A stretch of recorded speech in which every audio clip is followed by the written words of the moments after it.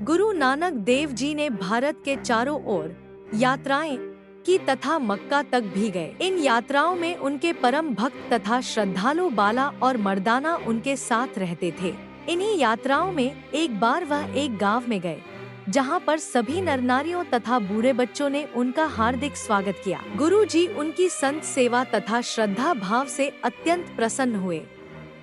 बाला और मर्दाना भी खुश थे। अगले दिन जब गुरुजी उनके साथ गांव से चलने लगे तो सभी गांव वासी उनको विदा करने के लिए आए। उस समय गुरु नानक जी ने आशीर्वाद दिया कि आप सभी लोग उजड़ जाओ, देश के कोने कोने में बिखर जाएं, सभी भिन्न स्थानों पर जाकर रहें। बाला और मर्दाना आश्चर्यचकित कि यह कैसा आशीर्वाद, परंतु मौन रहे, कुछ नहीं बोले। दूसरे दिन वे यात्रा करते करते एक अन्य गांव में पहुंच गए। वहां के लोग बहुत दुष्ट थे। उन्होंने गुरुजी का कोई स्वागत नहीं किया बल्कि बुरा भला कहा, न कुछ खाने के लिए दिया और न ही रहने को कोई स्थान दिया। अब रात थी इसलिए वहीं बितानी थी। सो तीनों भूखे ही एक पेड़ के नीचे जमीन पर सो गए।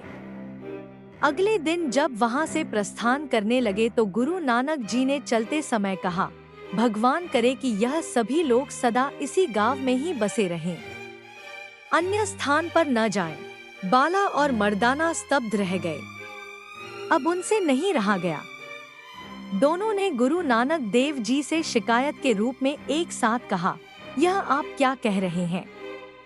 आपने उस गांव के सज्जन, श्रद्धालु तथा दयावान लोगों को जगह जगह बिखर जाने का आशीर्वाद दिया तथा इस गांव के दुष्ट, अभद्र तथा क्रूर लोगों को आराम से इसी गांव में बसे रहने का आशीर्वाद दे रहे हैं।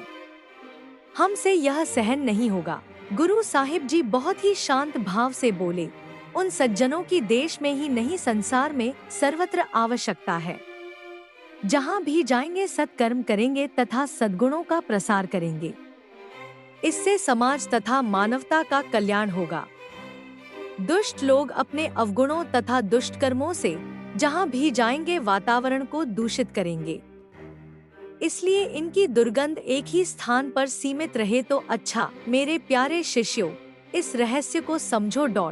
बाला और मर्दाना गुरु जी के चरणों में नतमस्तक हुए तथा क्षमा याचना की। तब वे अगली यात्रा पर चल पड़े।